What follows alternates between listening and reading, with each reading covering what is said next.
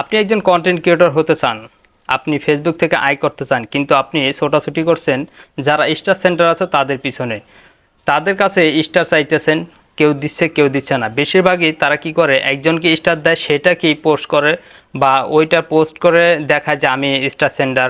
আবার অনেকে আছে ভালোবেসে দিয়ে থাকে, সেটা সাবজেক্ট আলাদা।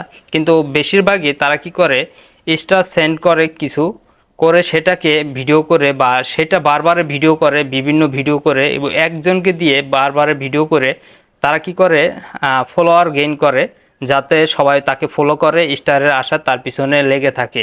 আসলে আপনি যদি এটা করে থাকেন তাহলে আপনি ভুল পথে আছেন। আপনি আপনার ভিডিওতে মনোযোগ দিন, আপনাকে ভালোবেসে যারা স্টার সেন্ড করবে সেটাই কিন্তু আপনার ভালোবাসা।